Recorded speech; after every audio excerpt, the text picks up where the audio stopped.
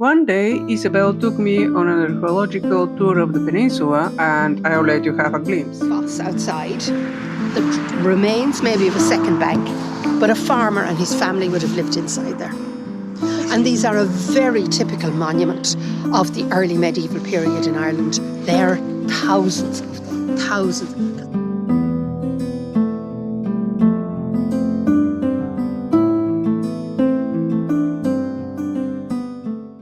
This place is called Goleras, and we'll walk in because I can point out better that within a monastic site, a monastery, and the enclosure wall of the monastery. This is the line of it. So this is actually a curved wall. It goes around, and it would have gone probably that the bank there where your bag is. That's probably part of the wall. It's divided into two, and this wall here is dividing it into two parts. So we're in the sanctuary area, the holiest part of the site, and then the kind of secular, less holy part is out there, and it's not been excavated. But if it was, you would expect you'd find foundations of little houses where we had books. Right there, where the monks would have lived, they might have had workshops, and then in this portion you have your church. And you have your burial ground. This feature here is more than likely covering an important grave or graves, ones that were given special status. It's very plain, but it does have an inscription on it. It's quite hard to read, but at the bottom right-hand quadrant is the name Colum, C-O-L-U-M. It's not necessarily in its original position. We don't know, but it always has been there as long as records. The site has never been excavated. But this building here, it could be as late as the 10th or 11th century in date. And it's the only one of this style of building still with its roof intact here on the mainland. There are two out in Skellig, but this is the only one with the roof surviving. Could even have something carved on it.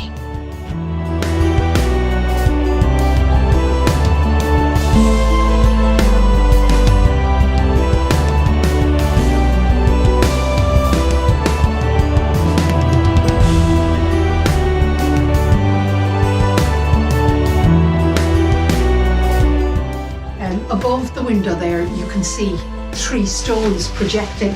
See them? And they have to have had some kind of a function because they weren't going to leave three stones. Yeah. Unless there was a reason for it.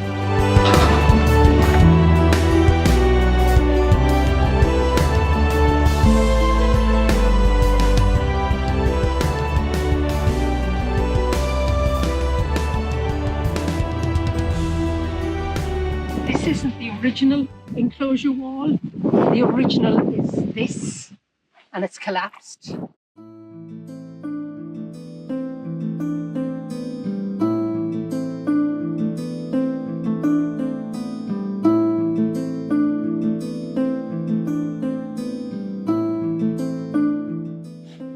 Similar the whole way around.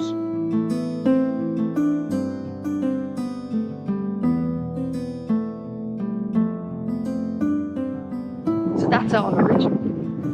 It's quite high. Isn't it? It's impressive.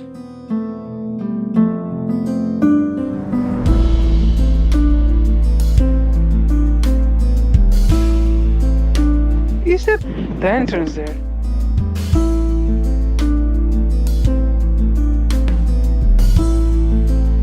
Closed off again. So this one is okay, you know. It's like a storage under. Yeah, and really get very far in that one. No.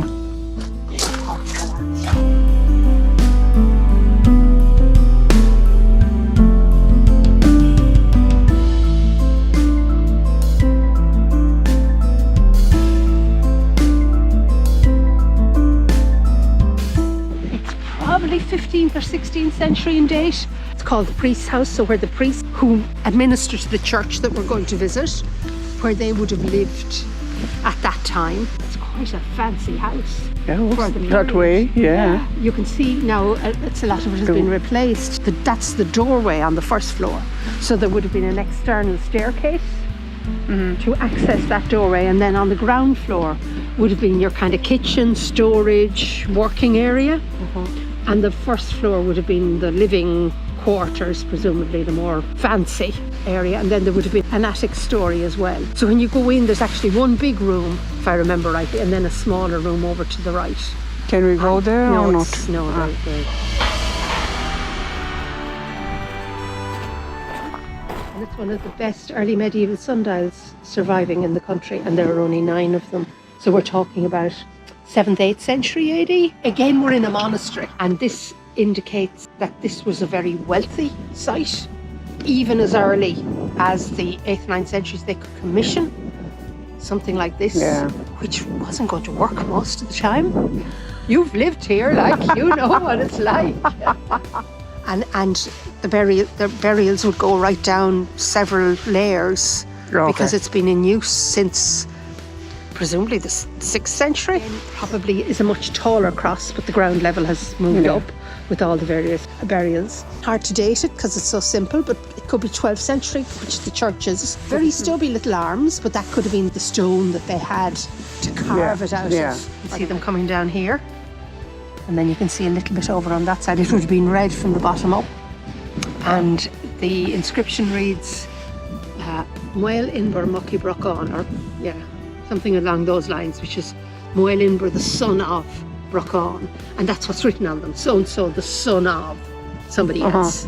And sometimes of the family of. So they're commemorating somebody, and they're commemorating that person's family. So presumably there were grave markers.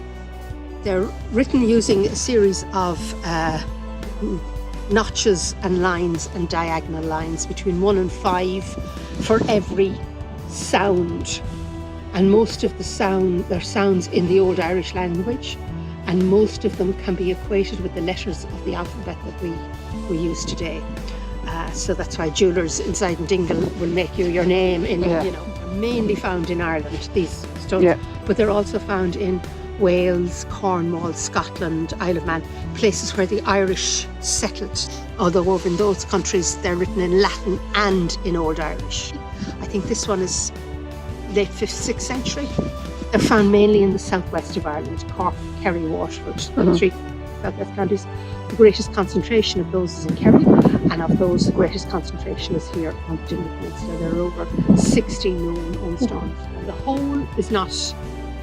You wouldn't normally find a hole in an own stone. Yeah, I was surprised. But you find stones with holes in them, and they're usually associated with swearing oaths, that somebody would swear that they're going to do something, and one of the traditions associated with this one is that if a young couple were becoming engaged to one another, they'd swear by putting their fingers through the...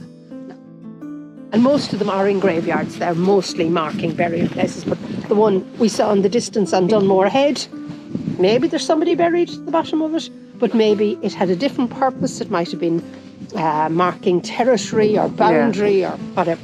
There are many Romanesque churches in Ireland, not so many in Kerry, and this is the oldest one in Kerry. So again, it's showing you that this was a very wealthy place, that they could commission a very modern style of architecture at the time. There were a few different reasons why it might have been wealthy. Patronage of the King of Munster, Munster being the overall region, good land, and the association with the pilgrimage route that goes on up to Mount Brandon, which presumably is a very old pilgrimage route. And pilgrimage, there's the sea again. There's no challenge for people to come in or come by land. So to get to Mount Brandon, you go up over that hill. You can't see it from here, but it's there. What does it say? Oh, that's their antecedents, the Murphys from Bolyarska. Pray for the Murphys, basically. Pray for the Murphys. And then this nice carving, but of course because of acid rain and all the rest of it, it's been eaten away. It's sandstone, it's very soft.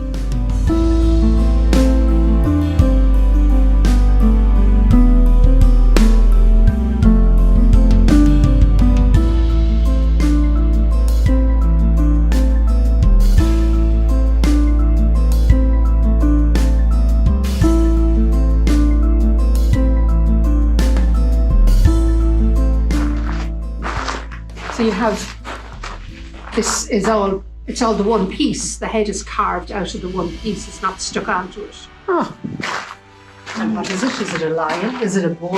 Is it, who knows?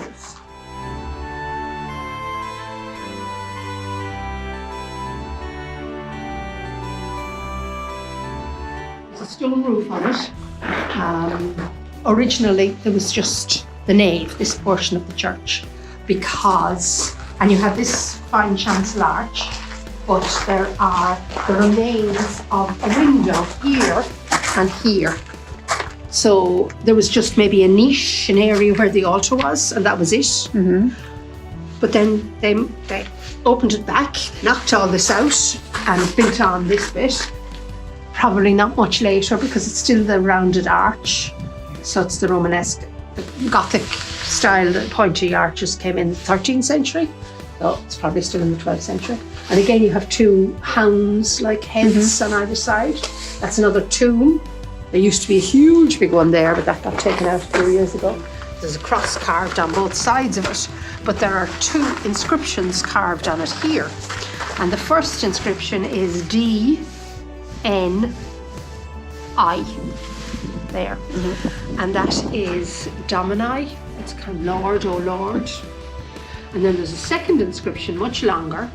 The very first letter is broken off up here, but it goes on down like that, bit there, and the rest of it is down there. Can you read it? I see things, I can't read anything. The first letter which is missing is A. The second letter, look at it. Wrong glasses on. B. Okay, now I see it when you say it. C. Yeah. D. Okay, if you say E. F. G. H. I. L. M. N. There's O. P. R. S. T. U. And squiggles.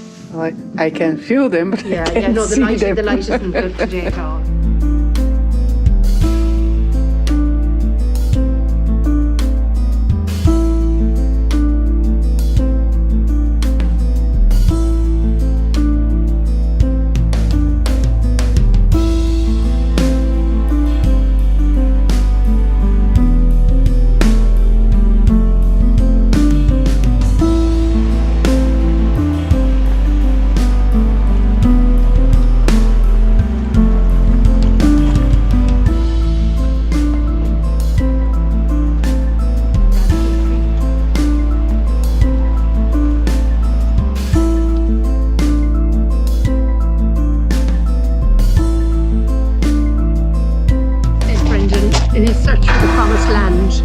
Brendan and some of his colleagues, fellow monks, went off in search of the promised land by boat, and they had all kinds of adventures, and they landed on all different kinds of islands. And this is reflecting one of the places that he went through where there were big cliffs. Tim Severn, he's an Englishman, but he lived in Cork, and he recreated the voyage of St. Brendan by building a boat using the materials that would have been available in St. Brendan's time in the 6th century. He set out from this pier here, and they went and they landed in various islands up the coast of Scotland, and then they went across to Greenland, and anyhow they ended up in Newfoundland. And the theory was that Irish monks could actually have crossed the Atlantic and landed over there and been there before the Vikings landed in America, to be the first white man to get to America.